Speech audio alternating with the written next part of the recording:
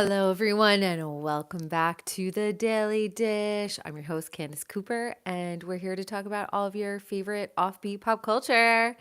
And we're just going to talk about a whole bunch of other stuff today because I haven't gotten a chance to watch the season premiere of VPR, and I'm just behind on everything else because I've been working like a crazy person. But I'm here, I'm back, and I'm happy to chat. So, I don't know if you guys are following me on TikTok or on Instagram, but I did just post my lunar haircutting guide for February of 2024. I went and got my hair cut yesterday. Yes, yesterday. And I got it cut on the day for beauty. I really was like toying with the idea of cutting my hair off, but honestly, I'm really just digging it long. And yeah, so I'm digging it. I said to her, I said, please don't cut all of my highlights out because I do my highlights myself and it takes like 5 hours. And I don't want to have to do them again until, I don't know, at least the summer. So I feel like there we go. Is it moving? It is, but that's okay. That's fine. Holy cow. A lot of you may know I'm a native New Jerseyan. And I started working in the city when I was very, very young, lived in the city, lived in Brooklyn. Everything that's going on the East Coast right now is fucking insane. That is why I left. I knew as soon as 2020 hit, and I know which way New Jersey and New York lean politically, especially. I just knew it was going to be a shit show. So I fled to a red state. And now they're infiltrating the red state and they're making it purple. I'm like, did you guys not fucking come here because you didn't like what was going on in your own state? Now you're going to come here and ruin it here too. But the fact that the cops got jumped in Times Square, what is going on?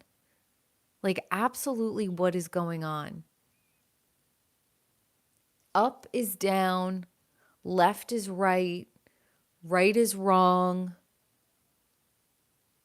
I feel like this is purgatory. I feel like Earth is purgatory because being a good, honest person in this world like gets you nowhere, and being a conniving, manipulating, law-breaking, violent psychopath seems to get you everywhere. I just don't understand. Like being an actor for 20 plus years, right? I have had so many wacky things happen to me. And we're all kind of in this YouTube podcast world right now. And a few of the podcasters and YouTubers that I'm following are feuding themselves. And I just like called it 6 months ago. No, 3 months ago. I called it 3 months ago because like when I was a kid and I was an actor, girls would cross out my name on the sign-in sheet. And then one time this girl insulted the clothes and they were like, "What's your name?" And she said Candice. And they called my agent. I was with Ford and Ford Models. They called my agency and they said Candice insulted the clothes.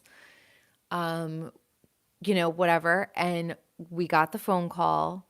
I was hysterical because I did not do that. They looked at my headshot and they said, no, that actually wasn't her. So one of the little girls on the casting insulted the clothes. And then when they said, what is your name? She said my name.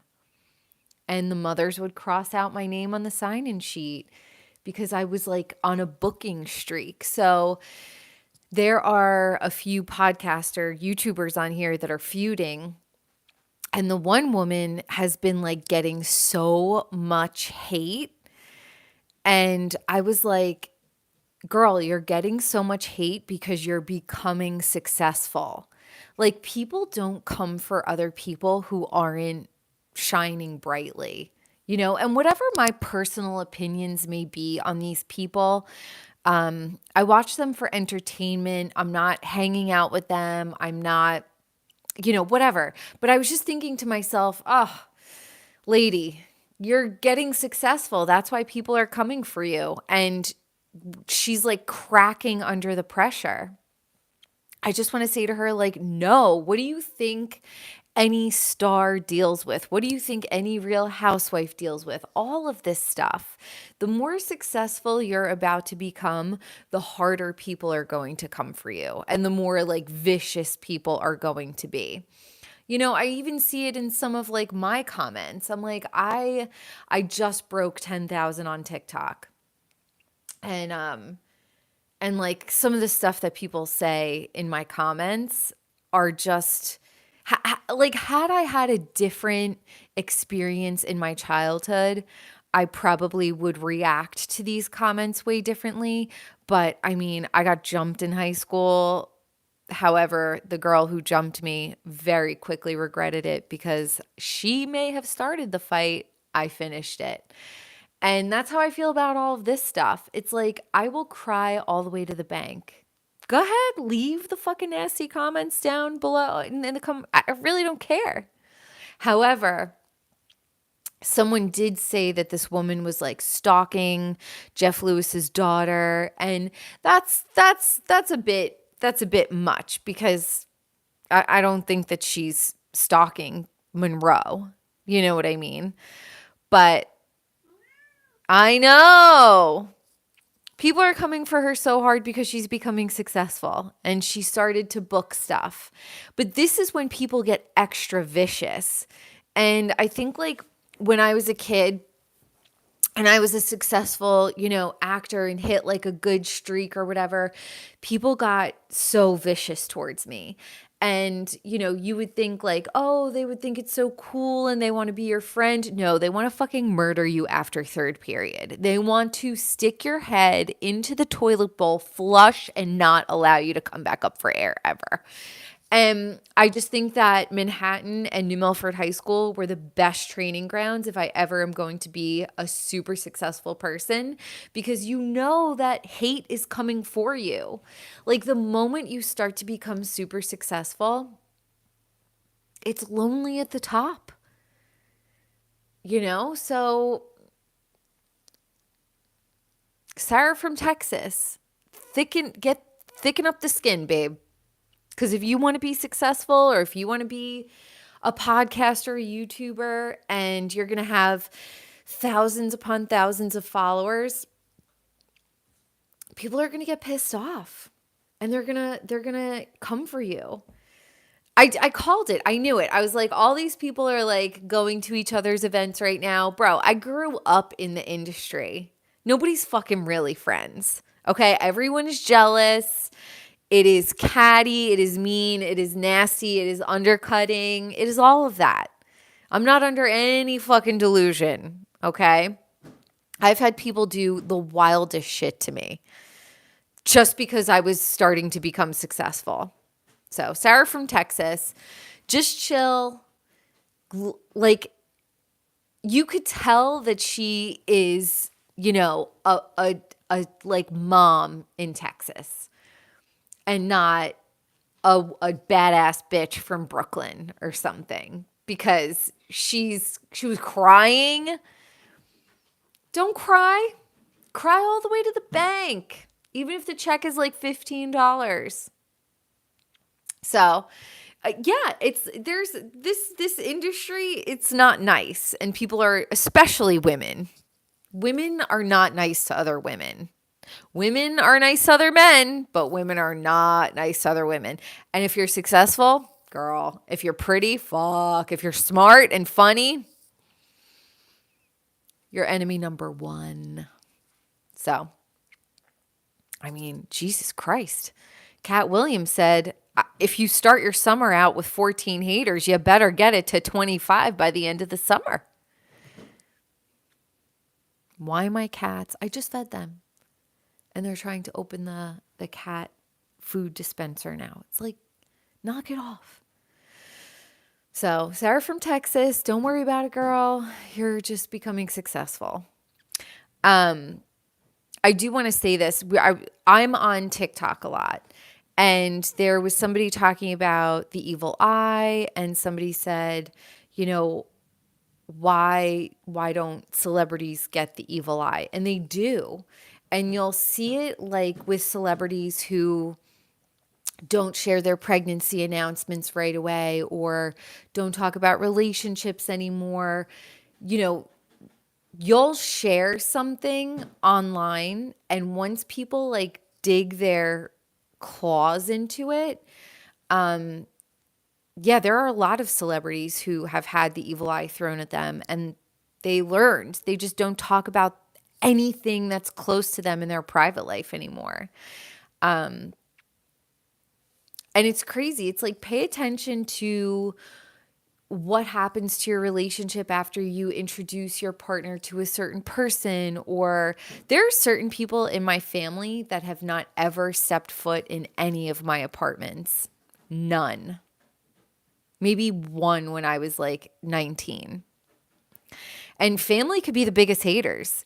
Like me personally, I'm the generational curse breaker. I'm the black sheep of my family.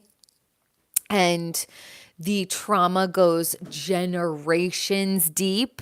And I'm the one who's here to break all of that. There are family members who, anytime I've told them about a relationship or a good opportunity or anything like that, it's instantly fallen apart, whether it be the relationship or the financial opportunity or anything like that. So you have to be very, very careful who you share your good news with. It's what's crazy to me is like the attractive, successful couples who post all of their stuff all over social media and like nothing bad happens to them. Like, what kind of protective white light do they have over their life that they could post their children, they could post their husband, they could post their business, they could post all of that and nothing bad ever happens to them? Like, I wonder, I really, really, really do wonder. But the evil eye is so real. And you have to be so careful. Just because somebody is your family member doesn't mean that they're a good person. I'm a part of a few different groups online, like networking groups. And I've met up with a few different women. The bad, bad, bad energy I got from those three women, I almost felt like they were coming to like harvest information about me, not necessarily like wanting to be a friend. And when I had a great breakfast or coffee the other day, and then I thought like, oh, that's so cool. It was like great meeting this girl. And then she hits me with like an elevator pitch. And I'm like, I didn't ask you if you needed a hairstylist. I didn't ask you if you needed anything. I was just going, so I think the last 3.5 years, I've been alone in this area that I live in. And everybody my age has children and a husband and all of that stuff. I got divorced at 30, so I didn't have children. And I am a single woman just working on my business. So it's been, very interesting finding friends. And I think that the area that I live in is pretty like transient as well. So it's just not conducive to making really good friends. I think that period of life is over for me. And that's totally fine. Like, I don't mind.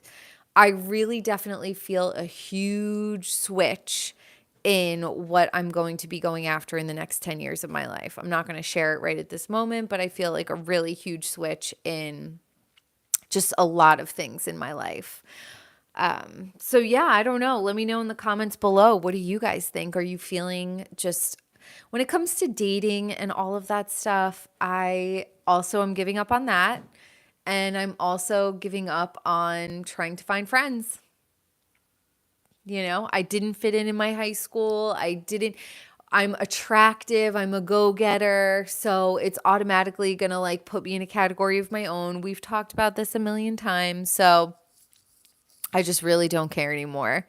2024, that clock switched 12:01 and all the fucks left my body. I was like, and scene. And I don't care. Oh God. And it's just like people are so corny. You know, they're always on their phone. Oh, I'm so busy. Oh, hold on. I got to get this call. I got to do that. It's like, bro, you're not that important. Like, nobody cares. So I think in 2024, we should all just like focus on ourselves, and who fucking cares? I'm going to watch my reality TV and I'm going to talk to you guys and we're going to have a great time. And another thing is, you know, for women who are unique in personality, there's only one of us every 200 miles. So it is going to be very hard for us to find each other, and we're not all going to be concentrated in one area. You know, one could be in Las Vegas, one could be in California, one could be in Utah, one could be in New Jersey, one could be in New York City. But there's very low chances of all of us high vibe women being in the same space. God needed us in all different parts of the United States, country, and the entire world. So that way we could raise the vibration. But what good would we do in a cluster? We need to be spread out and all over the place, so that way we could equally raise in all different places and not just be like concentrated in one place. If you're a black sheep, if you are unpopular, remember, this is fucking purgatory. Okay? This is purgatory, and whatever is on the other side of this, if you stay true to yourself, if you're a good person, if you do good things when nobody's looking, if you practice integrity and you have morals, you're going to be fine. But just know, like, people are so obsessed with money and they're so obsessed with this and they're so obsessed with that. And I'm like, you can't take any of this with you.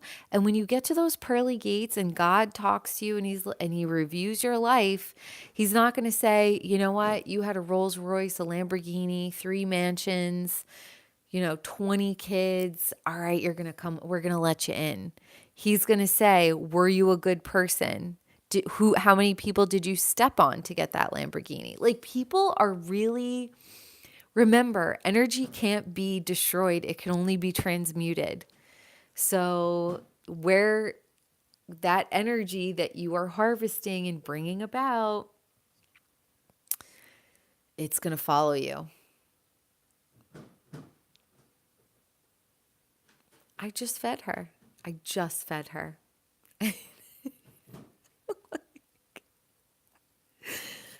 Oh, animals.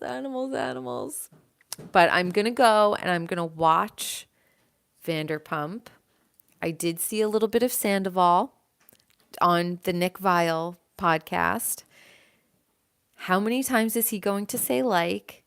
How many times is he going to be a phony with the crocodile tears? You're in your 40s. Grow up. When he was saying that Raquel in the whipped cream bikini and, he was feeling undesirable, and oh my God, I could talk about this for hours, and I will. So let me go and watch the Vanderpump Rules premiere. I'm going to watch Beverly Hills and we're going to talk about it. And if I have to jump on here on Sunday, we're going to talk about it. But just know that if people are coming for you so incredibly hard, if they're making up rumors, if they're calling you a stalker, if they're doing any of that, like, people are just jealous. Straight up, they're just jealous. She put in the work. I don't know how the fuck she found time to do that with 5 kids, but she put in the work. And she's hitting her stride. So more power to you, girl. I don't like every episode of hers. I watch her every once in a while because I like to catch up on Jeff Lewis if I haven't listened. But yeah, like, it should be a huge compliment when people are coming for you so hard. I mean, shit. Come for me. I'm ready to be that successful. It's a weird world we're living in, you guys. It's a weird, weird world. So I'm going to go watch my shows and then I'm going to come back and we're going to talk about it. But I hope you're all having a great week so far. It's been up, it's been down, it's been happy, it's been confusing. And I'll see you on the next one.